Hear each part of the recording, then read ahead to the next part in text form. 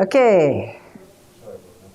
Go ahead, sorry. Yeah. So our center name is CSPEC, Excellence for Secure Research in Cloud Computing, and Institute for Cybersecurity in San Antonio. So, In San Antonio, okay. Yeah, it's the University of Texas in San Antonio. Is that an HSI then? It's a study serving institution. Okay. Perfect. That's it. I started my postdoc in December 21. Mm-hmm. So I just finished 1 year, and I have this year finished. Yeah. We're going to talk a little bit about that. Yeah, I see you here. You know, we're a small group. There are only 1, 2, 3, 4, 5, 6, 7 currently active CREST postdocs. 7. It's a small program. We're looking to expand it. So we'll do some, maybe they're online. Yeah. Who knows? Well, I thought it would be much bigger. No. To be honest with you. No, it's a very small program at this time, but we're opening it up. And one of the reasons it's small is that requirement where you had to do your graduate work at a CREST center, so that really decreased the number of people who could apply. But we have eliminated that requirement now. Anyway, sorry. All right, who wants to go next? I can go next. Nice to meet you. Okay, go ahead. So my name is Gabriel Lopez. I'm originally from Puerto Rico. I did my PhD in City College of New York, CUNY in New York. And I'm working with Professor Carlos Miles, who's my sponsor PI. Okay. My field is basically material science, physics, chemistry, engineering. And we work with low dimensional materials. I believe that the CREST, so the CREST center that I pertain to, it's called Ideals, but honestly, I always forget what the level stands for. So Okay. it's quite a complicated name. That's hence the acronym, but it's Ideals. And I think it's based on CCNY. Yeah, I see it on here. And I just started, actually, I'm not finishing. I started on October. This October? Yeah. Uh-oh. Nobody told me that. That's fine. I mean, I'm willing Oh, to, I see you. If I can, I see you at the very end. When I'm finishing, that'll be great. So you have 2 years. Yes, pretty much. Yeah. Say your name again? Gabriel Lopez. There you are right there. So you are the person who ends in 2024. Yes. Everybody else ends in 2023. Gotcha, you're right there. All right. Great, nice to meet you. How do you like living in New York? Oh, it's good, but nothing like living in Puerto Rico. Right? I know. I love Puerto Rico. So I would like to go as soon as possible, but let's see. I hear If you. not, then I'll be open to stay there. I have some collaborations there, and hopefully I can make some connection there in Flatiron City. Absolutely. So, Yeah. Excellent. Thank you. Okay. So my name is Javier Rodriguez Casariego. Okay. I'm a postdoc fellow my last year at PRCN, PRCEN. Okay. That's the Puerto Rico Center for Environmental Neuroscience. I'm originally from Cuba. I did my PhD at Florida International University in the CREST Center. Gotcha. And I have two sponsors actually. I have my main sponsor for the University of Puerto Rico, Dr. Mark Miller, and I also have a sponsor from the University of Miami as my external institution, Dr. Lou Fever. She's the head of the Bleacher facility there. And I work on environmental epigenetics and environmental responses of animals to climate change. And I do mostly molecular biology and marine biology. Interesting. Really interesting. So, Javier, what would you like to be called? Gabriel. Gabriel? Suffolk. Suffolk. We got that so far? That's not too many to remember. Gabriel. Javier? Javier. That's similar. Javi is Javi. Javi is good? All right. Thank you. Go ahead. So my name is Adrian Camacho. I'm a postdoc at the University of Puerto Rico in Maya West. Mm-hmm. My sponsor is Dr. Oscar Marcelo Suarez from the Material Science and Engineering program. Okay. My PhD is in chemical physics, but I do mostly material science. I participated in the CREST in Rio Piedras in environmental science, working with gas sensors. Now I'm doing research in optical sensors. Oh. And on a personal note, I'm father of a 3-month-old child. Wow. I have a Wow. 1-month-old one. Oh my goodness. 1 month. Oh, I have 5 years old and 3 years old. Oh, Kids me right. Gabriel, you need to catch up. Oh, I have one that's 5 years. oh okay. 5 years old? Okay. This is also my last year as a postdoc. I see that, right? Your end date is end of August. Yes. All right. So we're going to be talking about some of that stuff. That's important. All right. Good to meet you. All right. My name is Michael Jasper. I'm from A&T State University. It's an HBCU. I guess I'm only HBCU. Am I the only HBCU this time? I believe so. Okay. Right? Yes, I did my PhD there in the environmental systems, and the CREST Center is part of CREST High Energy Center, and we just focus on all manner of biomass stuff into energy things like hydrogen, liquid fuels for cars and things like that. Wow. Really good stuff. I have, let's see, a 6, almost 7-year-old. I have a 4-year-old, and I have a 4-month-old. And they're with me. Oh my goodness. Well, Wow. they're going to do it. They're homeschooled. My wife does that. They're going to do a DC trip. Oh, very educational. Yes. See all these wrinkles? That's because I have a 24-year-old. Okay. Yeah. Exactly. Okay. So, who knows his name? Anybody? Micah, right? Adrian, Safwa, Gabriel, okay, and Hubby. All right, and Gina. You can call me Gina. All right. I'm from Sudan, Northeast Africa. All right. Like Khartoum, we're from Oh, two from Puerto Rico and from Cuba, originally. all right. Getting us all over that. All right, now. Let me see now. I have to use somebody else's computer. That's always fun. Especially when your eyes aren't very good because you're old. All right. Yay. All right, here it is. It's beautiful. I made it last night. Because I didn't really want to do slides, and they were like, come on, you need some slides.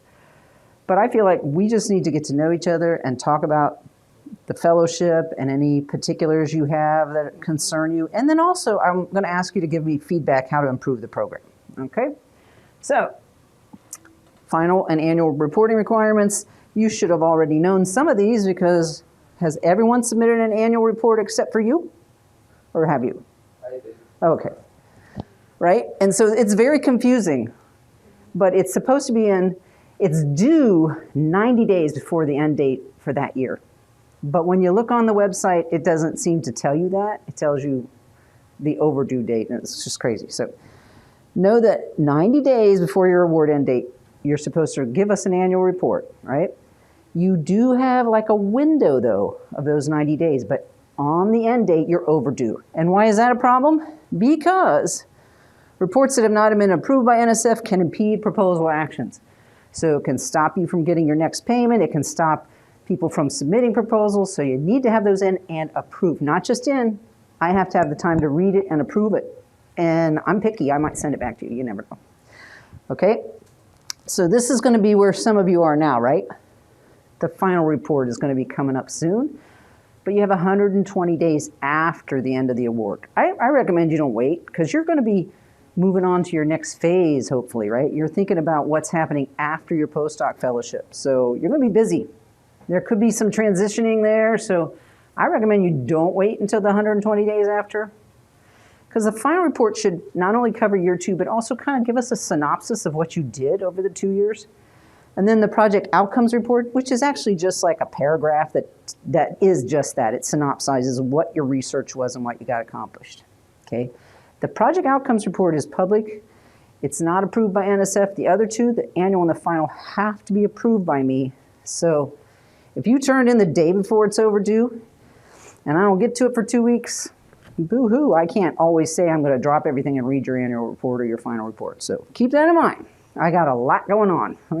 Okay, so I talked about that, talked about that, talked about that, talked about that. Ha-ha, the CREST handbook. Did you guys even get the CREST handbook when you started? Are you walking towards me? No. I don't know if they gave it out the last time. I had to download it. You what? I had to download it for the webpage. Oh yeah, okay, so you have it. At this point, it has almost nothing about closeout on there, so I thought, well, that's kind of an oversight.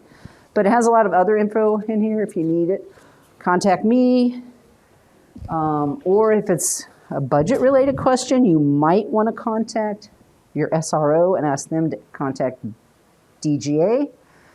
So that is going to be covered in a session we have later with the people from the Division of Grants and Agreements. You've probably already dealt with things like this, so it may be old hat to you, but they can clarify everything. And as I mentioned earlier, I don't know if you were here, Micah, but they have the power. They're the people who move the money around, who give you the money, who do this. You know, I don't. I make recommendations and I can help you try to navigate things, but they're the ones who are bonded to handle the money. So you really need to talk to them, or your SRO does, okay?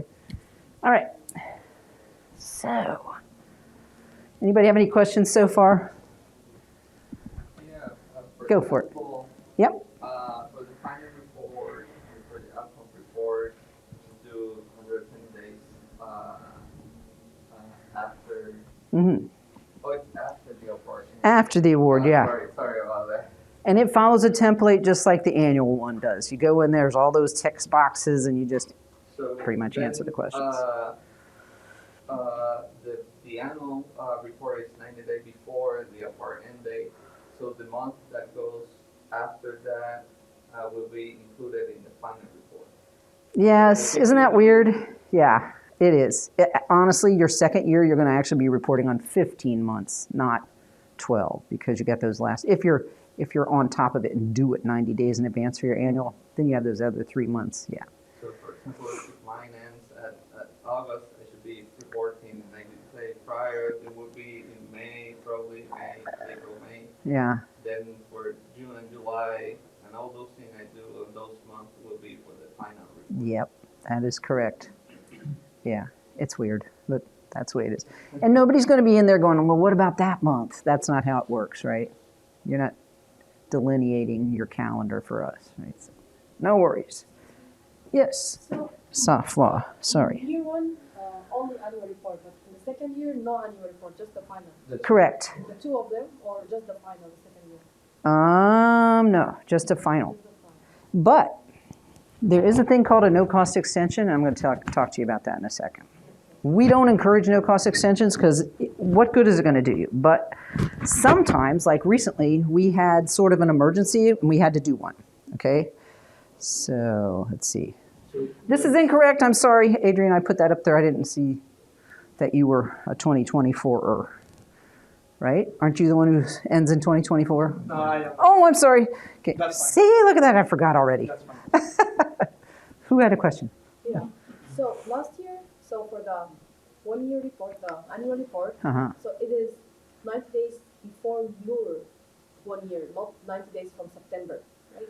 90 days before the end of your year one Yeah, award because last year ends. confusion happened, like I received an email saying that 90 days left for the calendar year. But it wasn't my date, so I started my fellowship in December. So 90 days before, and I received that email in May, Oh. in March maybe, and I was confused. I did it Uh-huh. when, and I still have 6 months Uh-huh. to my first year. I'm Yeah. sorry. I'm very sorry that happened to you. Yeah. Yeah. So then, let's clear out one thing. Okay. For your second year, do you need to submit your annual report and your final report? Just final. Oh, I thought there were two Yeah, I thought there annuals were and two. one final. Unless they changed something when I was gone. Because that's not, I've held numerous grants when I was a PI, and they never made you do an annual in the last year unless you do no cost extension, which I'm going to talk about. Okay, sounds good. Okay? Okay. So these, ignore this one. This is incorrect because Gabriel's 2024. There are closeout procedures, and DGA will talk to you about that. I don't want to tell you the wrong information because they're the masters of this. But basically, your institution and you and they have to all interact to follow these procedures to close out your award, okay? So let's talk about this one. Your award can only be extended in duration in an emergency. Let's say you have some data hanging out there that you've contracted somebody to analyze for you, but your fellowship's about to end. You should apply for a no-cost extension because you're still going to have to pay those people who are doing that work for you. And you're not going to have access to your funds once your award expires, right? So you have to think ahead and go, okay, what's happening? These people haven't invoiced me. What's going on? So I have to work with NSF. But here's the good news. All you have to do is go into research.gov and request a no-cost extension. The first time you ever make that request, it goes through. I don't even have to approve it. But if you need to do it a second time, then you're going to run into some problems because people are going to say, what is wrong with you? Why didn't you get this work done? And they may not approve it, okay? But the first time, you sail through. But don't do it because it just makes you hang on, and you don't get any more money. And you only have stipends for 2 years. So why would you want to keep doing work for free, right? And that's why we really discourage it because we don't want to see postdocs continuing to work on stuff and not getting paid. And sometimes the centers try to make the postdocs do more work. And that's not cool, right? Because you're not getting paid. Now, Nikki, who sends you your stipends, right? Do you guys know Nikki Gass? She's been consistent with the program for a while, so she's probably the one person you guys know. Well, she was going to be online, but they had some technical issues. So she's not, I don't know where she is. If she's online listening, she might be, but we're not able to interact. So I'm just going to have to tell you, instead of her being here to answer your questions, you're going to have to email her. And it'd be better if you copy me as well. So together we could work on whatever you need, okay? Yeah. Okay, so don't use up all your funds and then apply for a no-cost extension because that doesn't work. They won't approve that, okay? So I'm down to 0, but I want to ask for more time. They won't do it, okay? It's not possible. Okay, so think ahead. And also, you're supposed to apply for the no-cost extension 45 days in advance of the award expiring. All right, so in all the years I've worked with the CREST PRF, and everybody else has told me this, one person had a no-cost extension, and that was because of an emergency. They ran into an issue where they couldn't pay all their bills, and so they had to get an NCE, okay? All right, so you'll see on the bottom I said the DGA folks will be here. I think it's later today, or maybe it's tomorrow. I don't know, I was working on this at 1 in the morning. And the agenda seemed to keep changing, so anyway, they'll be here, and they're very, very knowledgeable people, and they can answer your questions. Is it the PRF Post Awards Grant Management? Yeah, is that the next one? Is that the next session? Okay, yeah. So right after lunch, be sure you're here because they are invaluable. Sometimes we take them out when we visit universities, and I'm telling you, those people know everything, forwards, backwards, and they will work with you. They're very dedicated to their job, so yeah, make sure you come to that one. All right, so here's the news, and this is really relevant to other people more than you, but I hope you'll help us get the word out. This solicitation has just come out. The PRF, as it has been, is retiring, sunsetting. But now we have the PRP. So PRP means Postdoctoral Research Program. They just wanted to rebrand it. And they put it in its own solicitation. So it's no longer under the CREST Center solicitation. It's in a separate one. This is the number. It was just released about, I think like January 26th or something like that. Brand new. Because people have been emailing me, when is this coming out? We want to apply. Well, it had to go through all the layers to get approved, and now it's out. So if you know anybody interested, this is what you should point them to. So notice there are some changes on the horizon, though. No longer will the money go directly to you as PI. What they do is you apply as the PI, every individual, I'm just going to say you, but not you because you've already had one. You apply as an individual, and then if you get an award, they transfer it to your university. Why?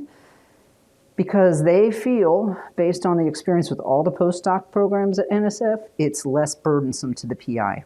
Just let the institution handle the money instead of making the PI jump through all the hoops. Go ahead. Yeah, and that's interesting because in the university, for example, in my campus in Mayagüez, they didn't know how to manage that. Yeah. They were so confused because typically you hire a postdoc Right. within a grant, Right. which is handled by the university. Yep. And in my case, they weren't sure on how to, if I was part of the faculty, if I Right. was a researcher, Right. what was my position Yep. within the university, Yeah. and how I was going to handle the budget for the research. I hear what you're saying. That's something I noticed right away when I saw the announcement that the institution was Right. going to take care of. Yes, because also every institution acts differently. Some people hire postdocs, some people don't. Some places charge fringe, some places don't. So, All the PRFs are MS. I'm a courtesy postdoc at 3 institution, and I'm not officially on any of those. oh, I'm visiting on everywhere. oh my goodness. They cannot give me any type of status with it. Oh, I hope. And also, Oh, my field, I need to buy reagents and stuff. yeah, And they are not sold to per right, people. right. So for Fisher, you need an institution account, and I cannot use my institution account with personal money. I Uh-huh. cannot use a personal credit card. Right. So it was a big mess. Yes, to get I that agree with you. sorted. So, yay, I guess. I mean, I've got to do a lot of work on the front end to transfer those over, but I think in the long run it's going to work better because now all you have to do is fight with your institution. That sounds good. Okay. Yeah. Anybody have another one? Go ahead. Taxes are also a little hairy. That's it, yeah. I'm gonna suffer that this year. Still going up. Yeah. Yeah, I don't know yet, but I think, yeah, it seems like it's all taxable, so. Yeah, it's a fuzzy area. I had a big old fellowship, and that was really fuzzy back then. How much am I supposed to pay? Yeah. And it's not reported. Why didn't NSF report it? It's still- Because we can't get involved in any of that, right? We do not do that. We ask the institutions that, yeah. So this, we hope, is going to solve a lot of those Yeah, but the problems. institution have no clue. Yeah. In our case, I mean, Right. because I've had people that work with NSF before that advised me, told me, for example, Yeah. my expenses money is not taxable, so I shouldn't declare those. Mm-hmm. But then it's money that is being transferred to my account. Right. So if I get outed, I'm gonna have to show that that's not my money and I spend it on all of this.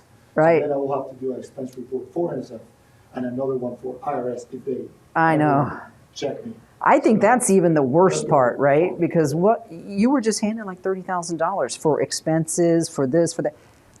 Well, who's watching that money? Who's dealing with? Yeah. And So then this how you should pay help. For your insurance, like Right. medical insurance, all the Right. expenses, how you pay retirement, how you do all this stuff. Exactly. It's not allowed.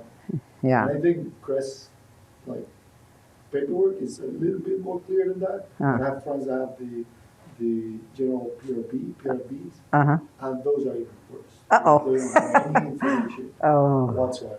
yeah. So I think it's a good move. Okay. I hope you're right. I hope you're right. And here's what's going to happen, by the way.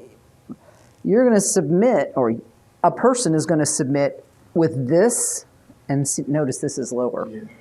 But this stipend and that expenses per year, and then when we transfer to the university, they're going to say, well, we also want indirect. So we're going to have to add to those grants to cover the indirect. So, yeah, I'm hoping that will give them fringe benefits and all of that, right? Something I don't like a lot. The reduction of expenses. It's Yeah. to make you dependent on your PI too. Yeah, it's just a mess. I know. I hear you.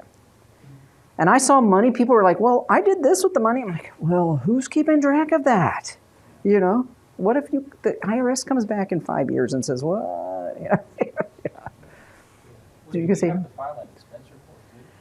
I'm going to ask you to ask DGA that Okay.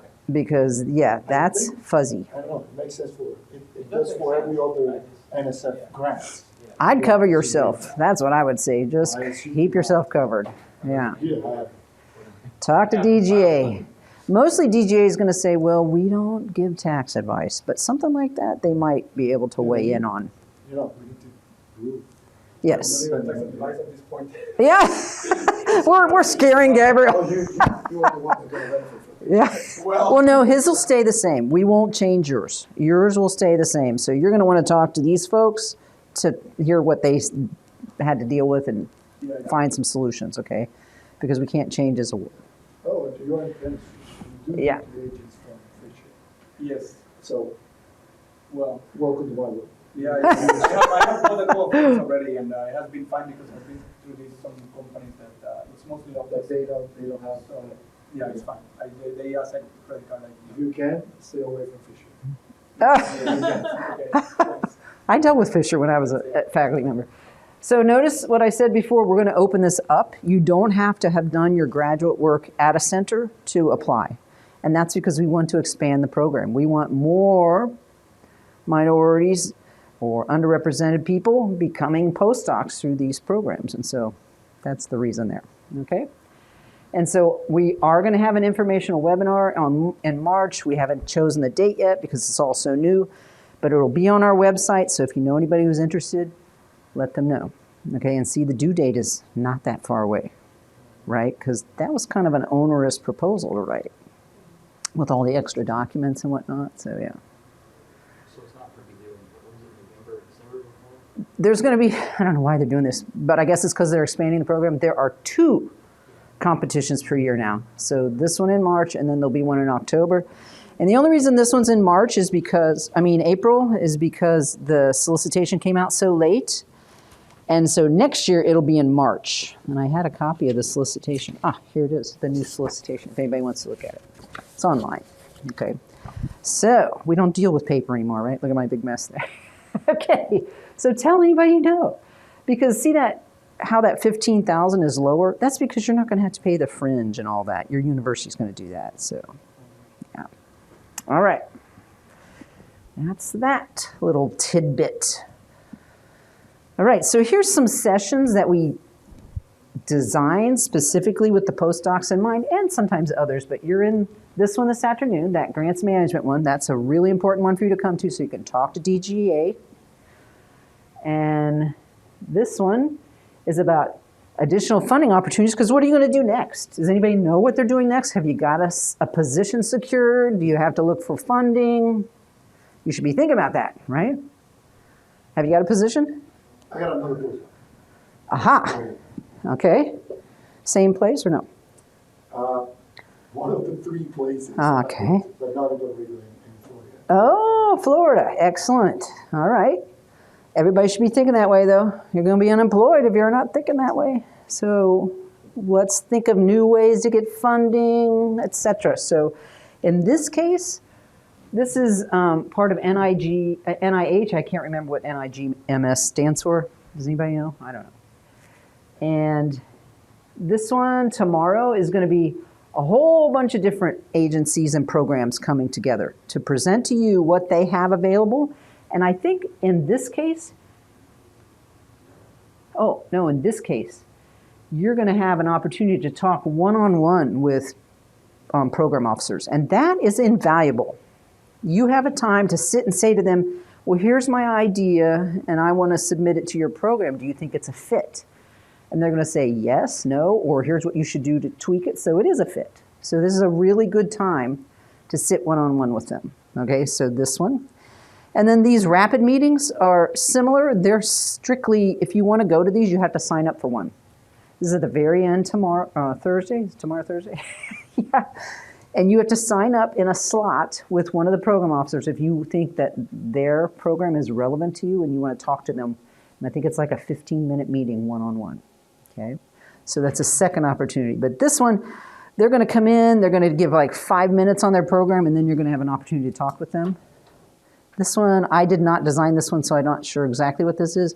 But you know, NSF has a program called the Career. Have you heard of that one? Yeah. Yeah, so that's for early career faculty. That could be your next step if you're feeling that way. They're very competitive, so keep that in mind. Anybody have any questions on that? These aren't mandatory, these are just suggestions because they are going to address postdoc issues and after the postdoc. So you might want to be there, okay? And now, this is what we've been doing. I wanted you to have a time to talk about issues, share ideas, ask questions, right? And tell us how we can improve the program. And I'm going to take notes if anybody really wants to vent. Now's your moment. Let me get my pad of paper back here. So, anybody have questions, logistical questions, or suggestions about how we can fix things that were problematic for you? Okay, because we changed the program.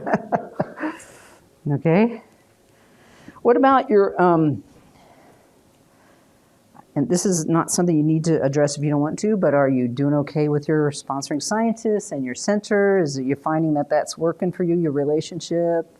You're pretty new, so I don't know how you're feeling so far. In my case, it might be, well, I'm not having issues, but I have decided that I will start working with, actually that's something I would want to ask, how straightforward the process is and if it's fine if I just do it. But I have been collaborating, so I did my PhD working with 3 different PIs, and also other collaborations happened there, and so I ended up working mostly with one of those collaborators right now. And it so happened that my proposal was fully experimental, but the experiments are much tedious and time-consuming that we thought, at least from the sample preparation aspects, and I have been kind of switching to more computational theory. Still the same topic, of course, still basically the same work. But I have told my sponsoring PI on paper that I will work mostly with him. And he's fine with that, but the moment I'm having some sort of in-between issues where, I'm working here, I'm working there, it's a lot of work, and well, I think, I'm not entirely sure if I can just change my sponsor PI like this, or if I need to go through some paperwork or something. No, you have to be approved to change it. Okay. Yeah, so you would have to send me an email and explain, and I can just say, well, thanks for letting me know, and that's a task that you're approved to do that. But yes, you have to ask if you want to change your sponsoring scientist, and obviously you'd have to ask if you were going to change in a major way your research topic. But it sounds like you're within the same scope, so you're good there. Yeah, and I'm still doing the things that I continue to use. That it seems like I can make use of the time that I know much more efficiently if I'm doing computation. Okay. So let me just tell you this, NSF doesn't like to get involved in any politics. We don't get involved in anything happening within your institution that might be, internal.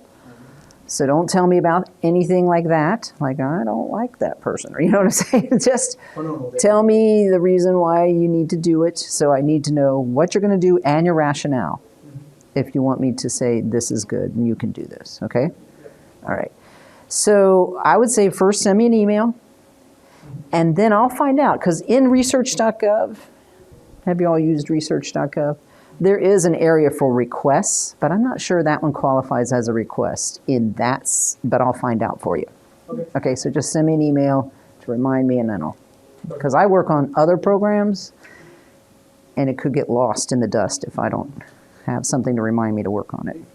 There's in the annual report, you have the opportunity to say you have to make some major changes. Right. In That's true. Your topic, or and give the rationale of why you're doing it. Right. And I don't know if it can. Well, maybe if I wait until then, to might be reach out a bit late. first prior to sending the annual report. Well, if he wants to change sponsoring scientists, that has to be separate. Okay. Yeah, that has to come in as a request. I think that's in your agreement, or no, it's in the solicitation. It says that, it is, right? yeah. Yeah. So, but thanks for asking that. Yeah. So what role does, the PI, what role does the sponsoring scientist play for you? Well, so that's the thing. When I'm doing experiment, it's basically just lending me the lab, pretty much. It's lending me the equipment to do the experiments. But if You're changing institutions? No, it's the same. It's the same institution, the same department. It's basically some other person that it's a cross collaborator of my current sponsor PI. That sponsor needs to be your sponsor? Because you're probably going through a lot of hoops and problems for something that is internal. You're collaborating with someone else, And you're still working with them. I have Yeah, three collaborating labs on different yeah. institutions. But one Yeah, that's why I didn't say person, anything. only one person is The one- designated as your sponsoring scientist. So Yeah, if you're maybe I don't have to- changing, Then maybe I don't need to change. But they need to write stuff for you in your annual report and your final report. Yes. That's probably what you have to figure out. Yeah, yeah. so if you're changing, you should run that by me. And you should talk to them first, so they agree to it too, right? No, Yeah. no, I did this, yeah. So one Okay. question about the new program. Are you going to maintain the external institution extra funding? Because that's, for me, that was like the best that happened on the initial proposal. Oh, yes, I'm almost positive, yes, I think that's in there. I've been writing so many solicitations lately, Yeah, but but you I'm know- almost positive that it's in there. So basically, if you, when you send your proposal, if you find a collaborating institution that is not CREST Yeah, centered, you get an extra 25 grand per year in funding. It's You right explain here. What you're doing with it. So I did that with the University of Miami. That's why I have two sponsors. And it's a lot of extra money that you have for your research and your independence. Still weird because basically you go to another institution that have no clue of what CREST is because they are not a CREST institution. yeah. But it's great for them because you come with your own money and you're bringing research. So it's very well taken by the professor on the new institution. Yeah, I'm so, working there more than with my institution. yeah, maybe they have a piece of equipment there Yeah, that you yeah. don't have, or they have an expert there. And so you can apply, but we like you to do that in advance, i.e. when you put in the original proposal. It's much harder to get it after the fact, but it's still possible. How would it happen? You contact me, and I talk to folks and figure that out. Good Lord, this is really I'm gonna end up, if you wanna have a look at that at all. Yeah, and hardly anybody takes advantage of it. Yeah, that's, Mm-hmm. I've read about it. Yeah, no, I read about it, when I was writing the proposal, I was like, whoa, nobody told me about this. Yeah, Yeah, I didn't know, because that would also apply to me as well. yeah. You can use it for international travel, you can use it for a lot of I things. never applied for a. Well, but I thought you had to do it in 1 year, so many. That's the best way to do it, but we have made exceptions where we've given it to people after the fact, but you have to have a really strong rationale for why. Sure, of course. Yeah. My was at the I know. Well, look, there's only a handful of you guys. And I apologize if anybody's online, I apologize, because I cannot access you, and I don't know who's there, and I don't know if you're asking questions. Is there anybody asking a question? Nothing's showing up in Q&A. Okay. We were supposed to be able to interact with you, but if you want to put something in Q&A, I don't know your name, but you can let me know, right? Back there? Yeah. Okay, great. All right. Anything else anybody wants to talk about? Can we do anything to improve the program besides what we were talking about with the new one?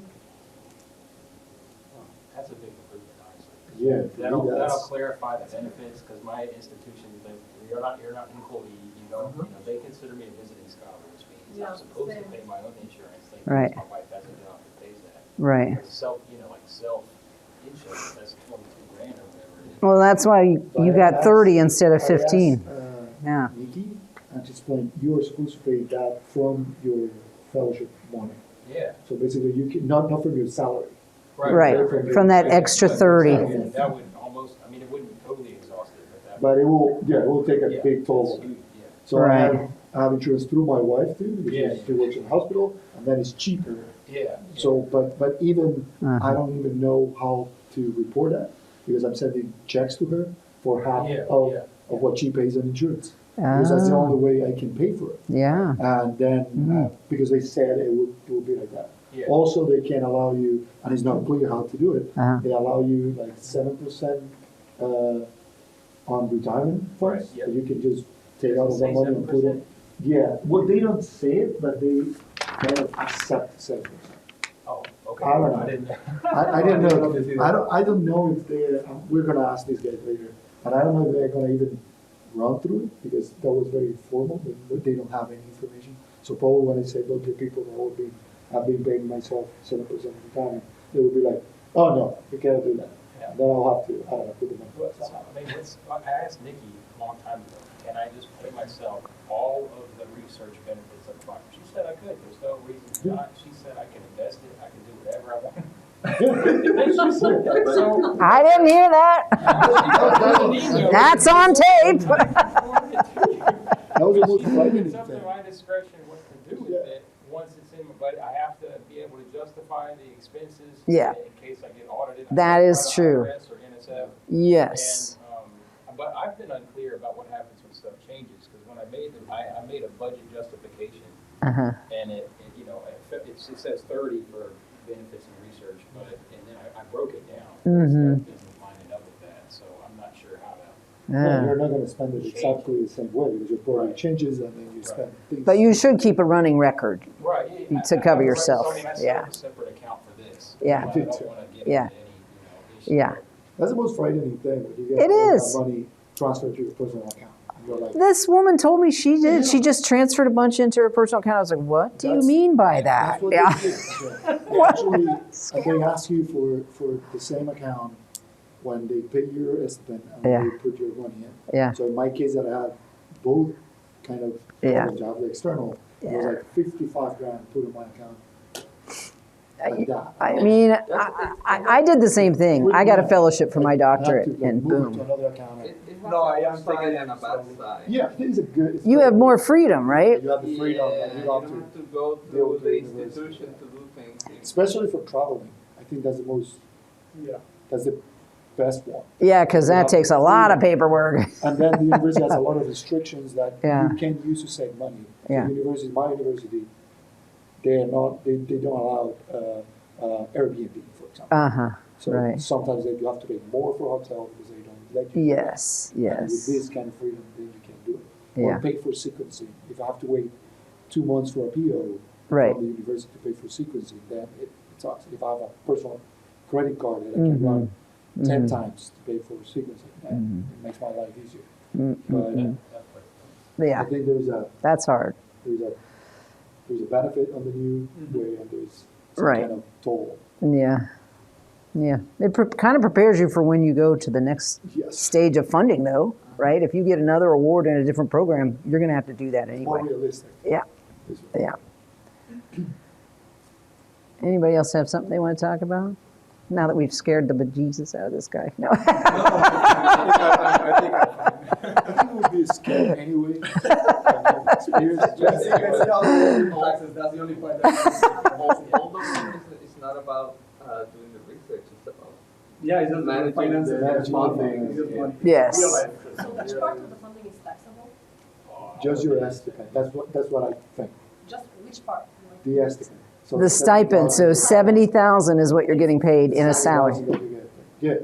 You have Well, to pay yeah. anticipated tax. That's the way I do it. My accountant told me to do it. Yeah, you go to IRS, create an account, and then you can deposit anticipated tax. So your accountant can calculate how much approximately you will need to pay in order to cover your taxes for a year, and then you do it that way. You don't have to. It's just save you the pain of saving your money to the end of the year to pay that amount. Right.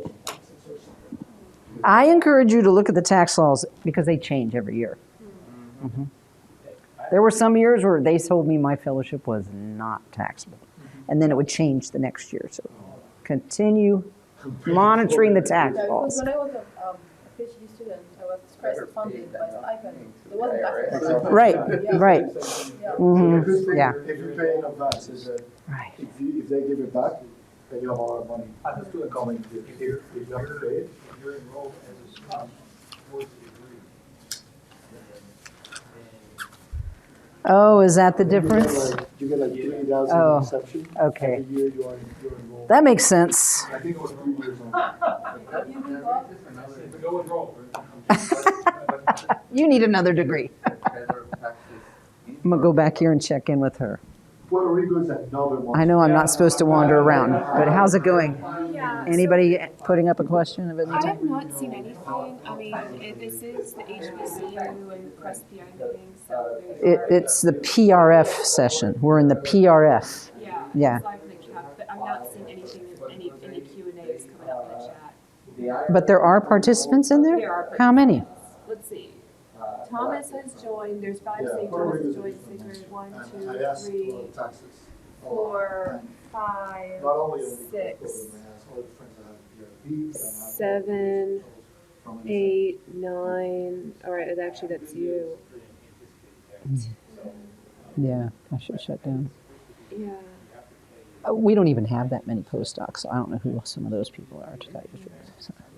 Okay. All right. Well, And the IRS doesn't remember. So like the next year, you'll have to pay more in anticipated taxes. Or you don't have to pay as much in quarterlies. And I can actually get my wife's. I did that the first year. Because hers, we filed jointly.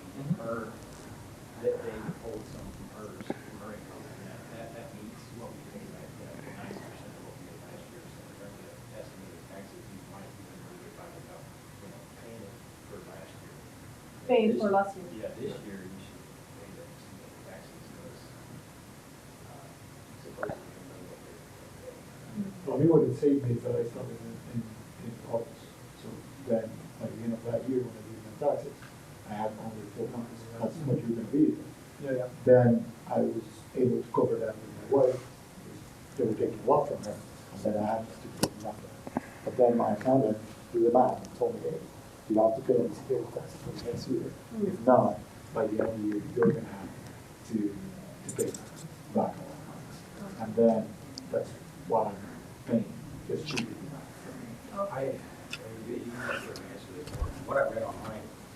What I read online was like the conservative version, which is paying the tax on everything that they do, but you don't have to pay self-employment tax. So self-employment's like 35% or something. You have to pay Medicare. oh yeah, I used to be self-employed, and when you add the self-employment, the federal, the state, it comes up to half of your money. It's like 48% for me. It was ridiculous. Yeah. Don't ever do that.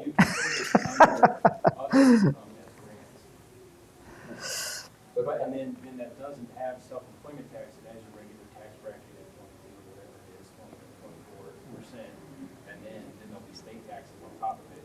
But the conservative approach is just pay the tax on all of it, even the research funds, because if you don't, you're going to have to justify every. Which if you get will audited. have to do it anyway. Yeah. You have to do it to yourself.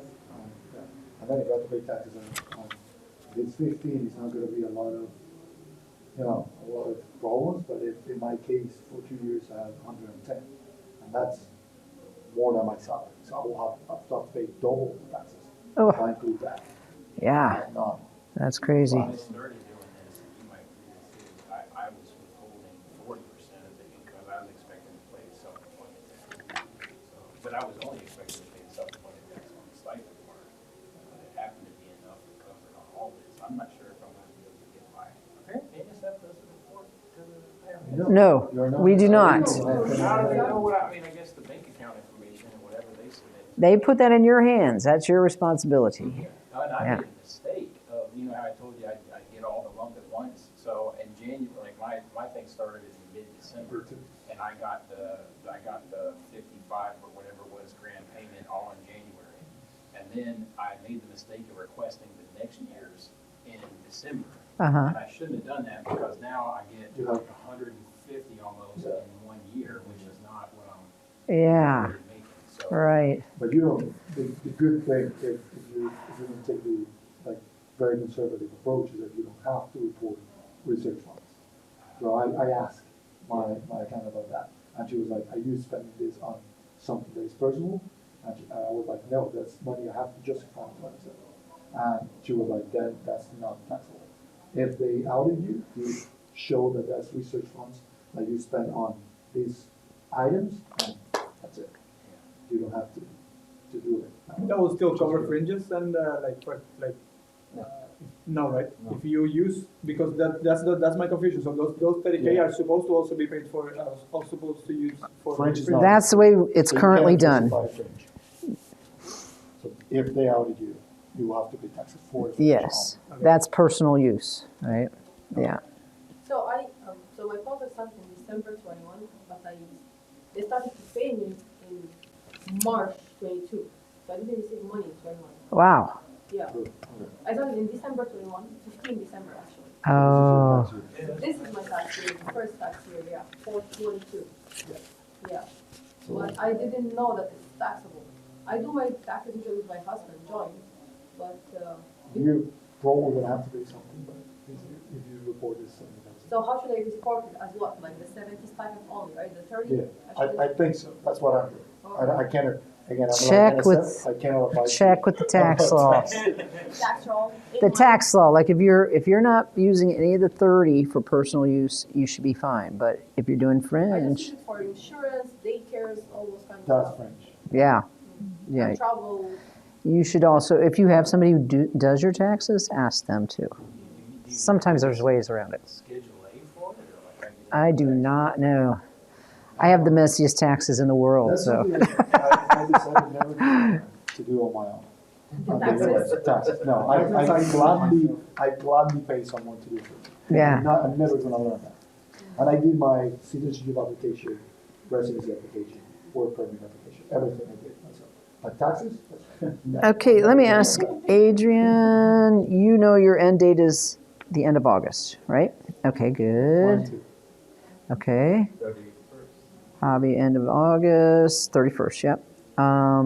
Safa, yours is the last day in November, 11:30 is what mine says. Oh, really? Is that what you think? it's supposed to be December 14th. Yeah, I don't know why, because I see that it started on 12:15, but it says your end date is 11:30. This is from the NSF system. Check your award letter. Yeah, yeah, my order is different. Okay, I'll check on that. That's good to know. I start December 16th. All right. So it should end December 14th. I will look into that for you. The award letter. Yeah. Okay. And then Micah, I also started this. you did, and yours says it's the last day of November, so I'll check that too. I don't know either. Somebody else gave me this spreadsheet, so they downloaded it from the system though. And then Gabrielle, you are the end of August in 24. Yes, because I started on the September. Okay. Actually, well, no. No? I started on. 9/1/22. But I think that's also wrong because I started getting paid on October, if I'm not mistaken. But your award began on 9/1/22. If your letter says that, that's what you need to Okay. look. Look at your award letter, and I will too, and check on that to be sure. Okay. All right. Anybody have any other business they want to deal with? Because now we got like 20 minutes until the lunch/plenary, so we can stay if you want to, or you can take a break. I suggest when DGA comes in, give them every question you may have in your mind. If they can't answer it, they'll just tell you. But they may be able to because they know everything. So they are the ones who are responsible for the funding? Yes. Yes, NSF is a strange system because the proposals come in, the reviewers review it, they make a recommendation to us, then we read, we think about it, we look at your budget, et cetera, then we make a recommendation to the next level, then it goes through multiple levels before it gets to DGA, but they're the ones who actually do the award. We just make recommendations. Yeah. I think last October they gave a seminar of the end of the year. Yeah. End of year. I was in that, but it wasn't very informative because it was for all CREST, like centers kind of thing, and then there was no way to ask specific questions.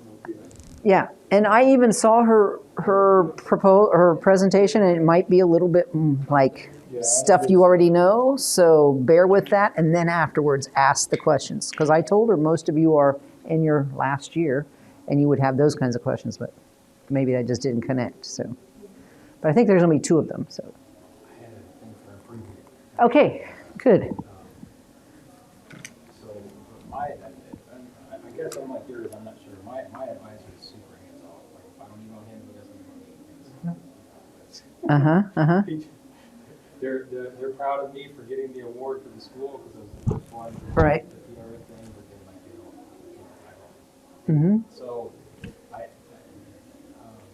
that's what the PR is supposed to, or the sponsoring scientist is supposed to do, right? Meet They developed a postdoctoral mentoring plan that they should be following. Mm-hmm. Yeah. Okay. Remember, that goes in with the proposal, the postdoctoral mentoring plan. Yeah, they needed that. Yeah. I'm gonna reread Well, I mean, it is variable, right? I had the same experience in graduate school, and then afterwards, like, they couldn't care. They were, here's a warm body, they're in my lab, they're doing the work. Yeah, So, but especially because I was a woman in an all-male lab. Yeah. And in our case, it's even worse because then you're doing your work in their lab. Yeah, Because you have your own money, you have your own project, you have your own stuff. yeah. So they can't really be completely hands-on. Yeah, so how do we problem solve that? How do we try to help develop that relationship so there really is mentoring going on? Because they should be not only mentoring you in the research, but also in your next steps in your career, right? well, I mean, I think it will change somewhat when you're not so independent that you're not a part of the university, because I assume they'll now have to hire you. That is the norm from what the institutions I've talked to, that's the norm, So yeah. they'll have to hire you and pay you the benefits and all that stuff. So then, then they can't be as hands-on. But- And also there's a lot of like job improvement or preparation things. or Yes. programs at the university for postdocs, Yes. which you don't get Right. from those institutions where you don't even have an email. Oh, So the one I'm getting is Uh-huh. I'm still collaborating with the institution I did my PhD in, Uh-huh. which is FIU. Uh-huh. I have one of the unofficial sponsors there. Uh-huh. And then I keep getting those emails because I'm enrolled as a courtesy postdoc there. Uh-huh. And that's what I'm getting, but I don't get that from Puerto Rico, and I don't get that from UN, because I'm not officially there. Right. Basically, I'm not on the list. So my sponsors do it. They tell me, hey, there is this seminar, there is this stuff going on, you want to be, or whatever, but there is not, so you don't get into the institutional kind of system for postdocs. Yep. And you might get it if you are hired by the university. You Okay. get paid. Yeah, I have the situation. I have been working actually. I have the situation since my PhD, because my PhD, as I said, I was working within 2 different campuses, and in one of them I was working 95% of the time. That was exactly the one where I was not in the system. So the, Oh, the one where I was, I was barely there. So I would only receive the email and the stuff from the other campus. And now a postdoc in that same campus where I used to work most of the time, and I still don't have an email. I don't have anything. oh. I have my data center email, which is basically my personal email, and nothing else. There's nothing in the system. I don't exist in the system. Do you have any suggestions for how to improve that, So I am a visiting researcher, you think? like, Big time? The university pays you They to hire HR, you. then you're part of the university, so they should give you They the don't pay number. Okay. We don't pay everything I'm sure I can do something like this. Yes, Yeah. that's the way I should. I mean, I feel like there should even be some kind of accountability for the sponsoring So in my scientists. case, and it's all it's different. Like they hire me as a visiting researcher, Okay. but they don't pay me for that role. It's, but I still have an email, have access to all the resources Uh-huh, because I'm a visiting researcher. okay. So probably your institution has experience with PRs. I think that's the main difference. FIU, so even though I'm not a student at FIU anymore, I'm enrolled in all that because I'm a courtesy postdoc. Yes. So I have status there. So I keep my email, they Yeah. keep sending me Same for stuff, me, yeah. they I have invite me to email. everything. They invite me to all the seminars. But and all then the webinars. University of Puerto Rico is not used to that kind of postdocs.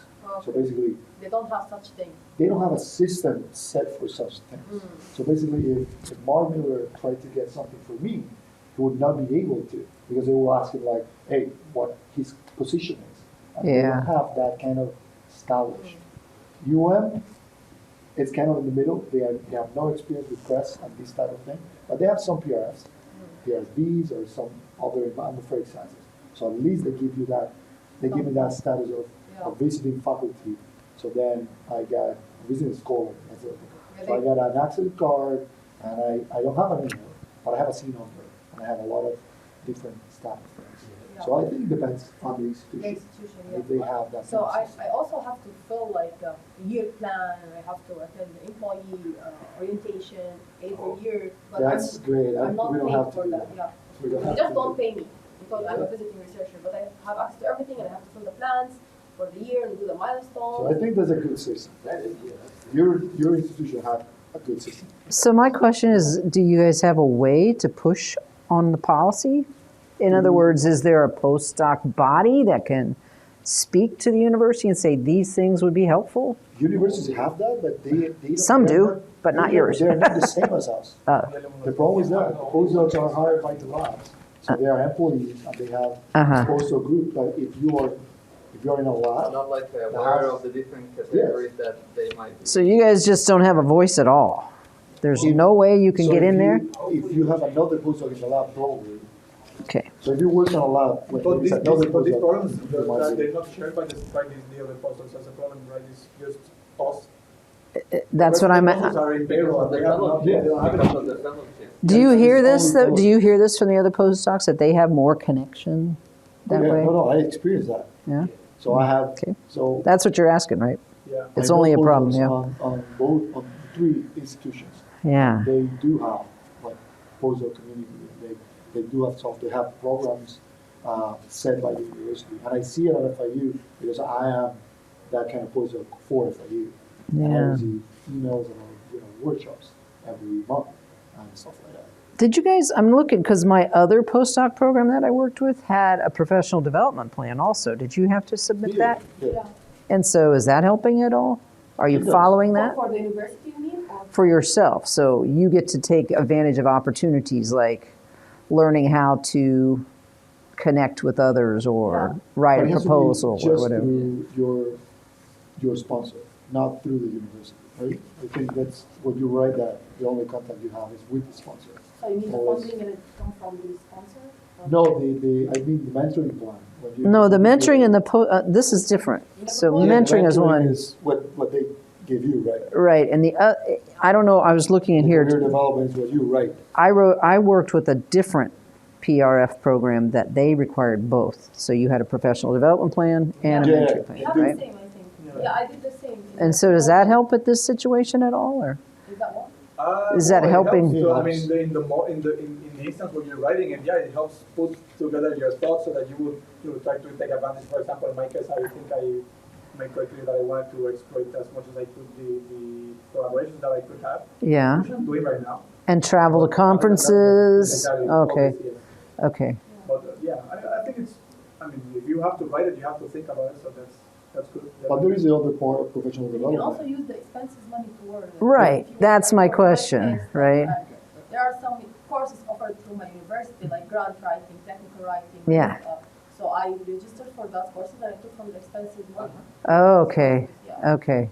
That's So the other good. part is that I think when you write that, you depend a lot on your sponsor because you don't know that institution. You don't know the programs they have. So basically, in my case, when I was writing that, I asked my sponsors, hey, I need to do this. What can you offer? And they were like, oh, you can teach part of my class, or you can, take students on these specific programs.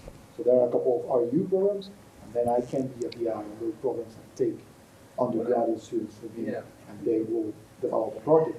But what I mean is that the only way I could get that information was through my sponsor, because I don't have access to the university postdoctoral things to get that kind of info. Okay. When I Oh, wrote my proposal, uh-huh.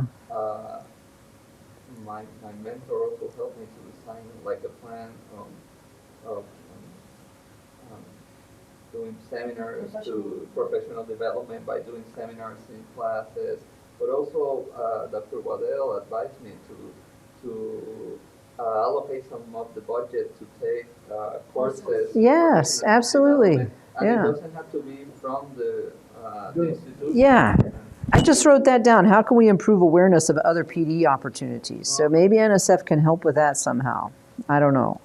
And also the teaching.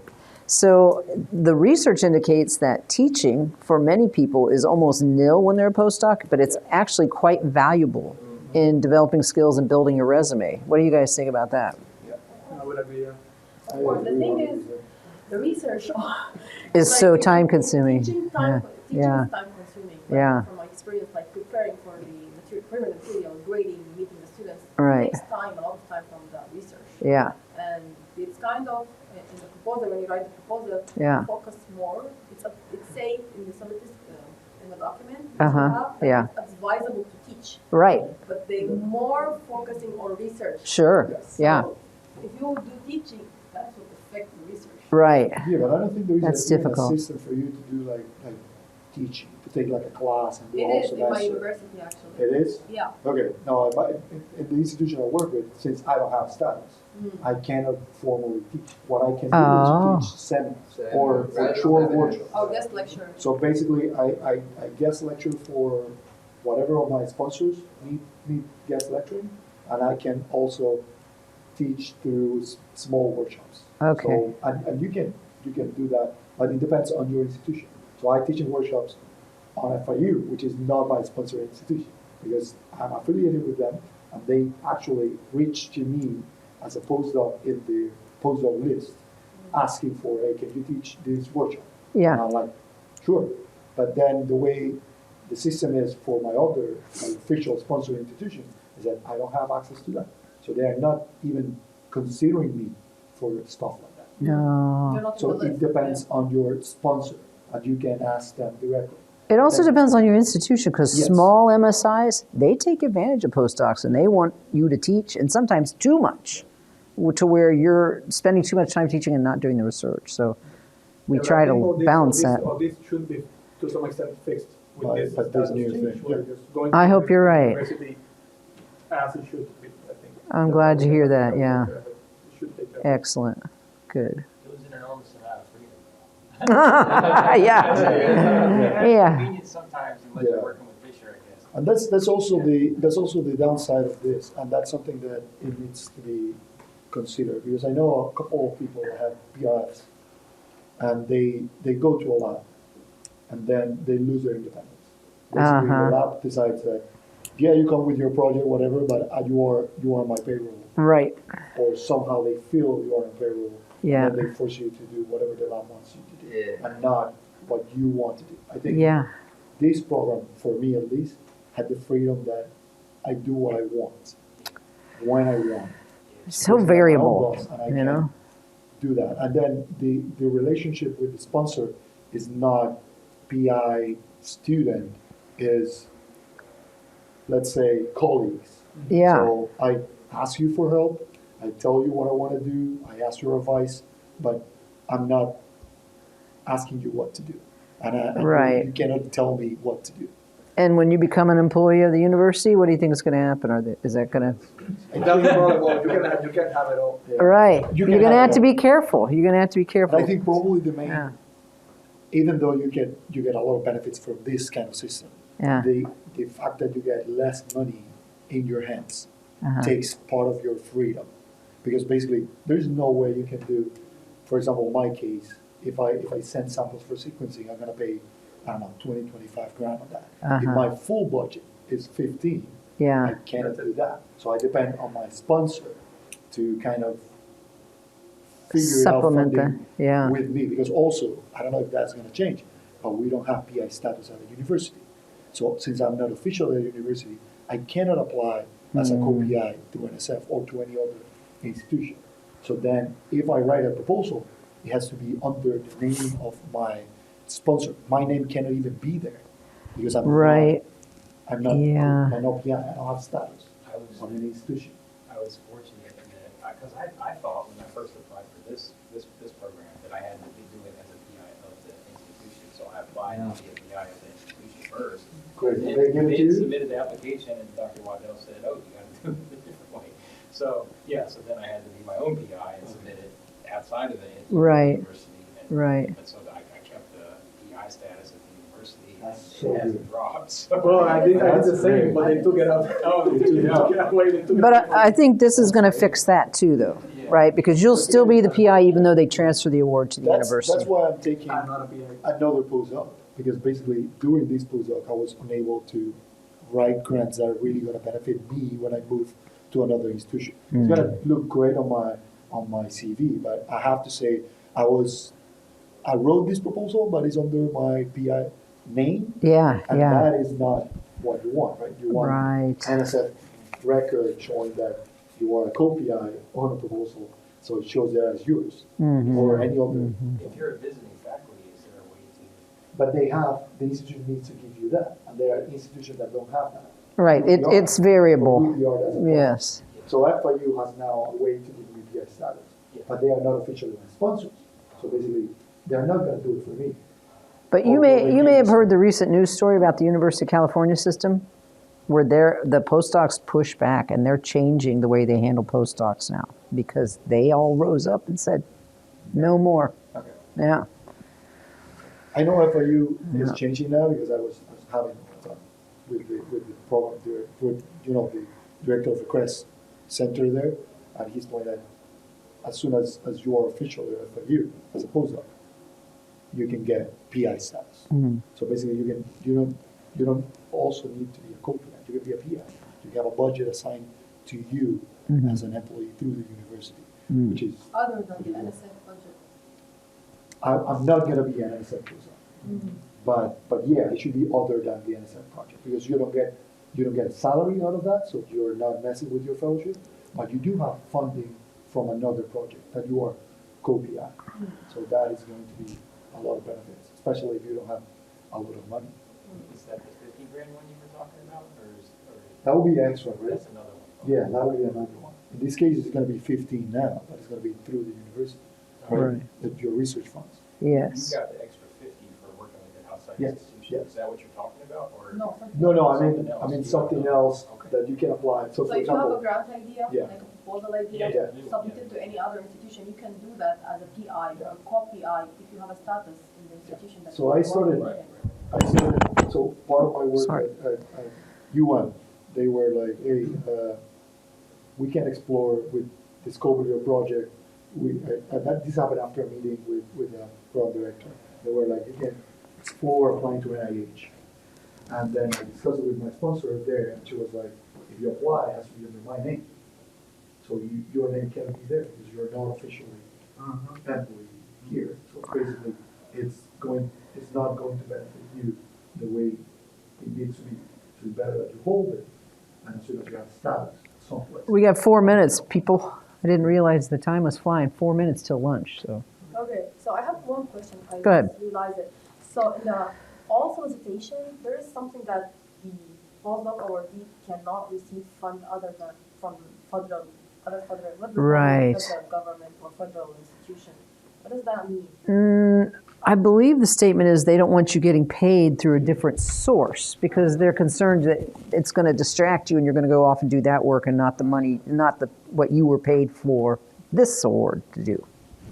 Yeah. I think something similar that the PhD's fellowship, when you have a PhD fellowship, they tell you you cannot get an unemployment. Yeah. Basically, But you can apply for grants, other grants. yes, but because they are not paying you salary. Oh, It's just research funds, and your name is a PI. As a PI of Scopia, probably it's going to be a Scopia. And then the funds are assigned to you, but you are not really using that for your salary. So you can't get paid through that. okay, gotcha. But you do have research funds, right? Mike, you look like you want to say something. I was going to apply for the ASF program. Yeah, you know what? I couldn't arrange anybody to come to talk about that, Yeah, unfortunately. But, Yeah. I've been doing a bunch of those monthly webinars. Okay. It's only a 4-week, 6-week maybe, but program. Uh-huh. But they do have a stipend as a part of it. Yeah. So I'm not sure how that works. If you were going to do that, you might be able to send me an email and we could find a way around that restriction.